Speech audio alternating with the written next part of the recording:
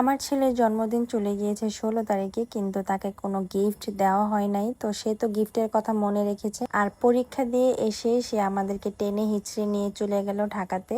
আর কদমতলি এসে হচ্ছে কাচ্চি ভাই ঢুকেছে, কারণ দুপুরের টাইম। তারপর এখানে এসে আমরা তো সারপ্রাইজ হয়ে গিয়েছিলাম, এখানে আমরা 30% ডিসকাউন্ট পেয়ে গিয়েছিলাম। আসসালামু আলাইকুম, সবাই কেমন আছেন? আশা করছি সবাই অনেক অনেক বেশি ভালো আছেন। আমার ছেলের আজকে বাংলা পরীক্ষা ছিল, আর বাংলা পরীক্ষা দিয়ে বাসায় এসে 2-3 ঘন্টা যাবৎ কান্না শুরু করে দিয়েছে। তাকে আজকে সাইকেল কিনে দিতে হবে, কারণ তাকে অনেকদিন যাবতই ঘোরাচ্ছিলাম সাইকেল কিনে দিব বলে।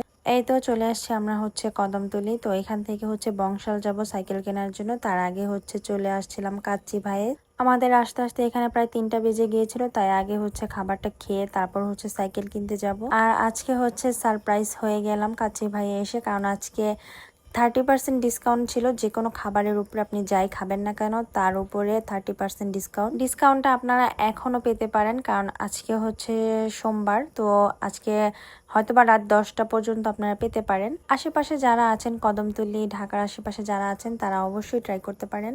আমরা হচ্ছে এখানে অর্ডার করেছিলাম মাটন তেহেরি। এটা হচ্ছে নতুন তাদের লঞ্চ হয়েছে।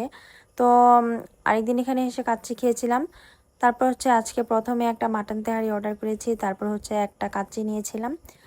আর এই মাটন তেহারিটা এত মজার ছিল, আমি তো যদি আবার যাই তাহলে আবারও খাবো। কাচ্চি থেকে হচ্ছে আমার কাছে স্পেশালি মাটন তেহারিটা মজা লেগেছিল। আর এই তো আমাকে আমার হাজবেন্ড খাবারটা বেড়ে দিচ্ছিল। খাবারটা খুবই মজার ছিল। আর বিল দিতে গিয়ে তো আমরা সারপ্রাইজড। ও যে বললাম না যে 30% ডিসকাউন্ট, আমরা তো জানতামই না। খাওয়া দাওয়া শেষ করে বিল দিয়ে তারপর হচ্ছে চলে যাচ্ছি এখন বংশালে। একটা রিক্সা নিয়ে নিয়েছিলাম।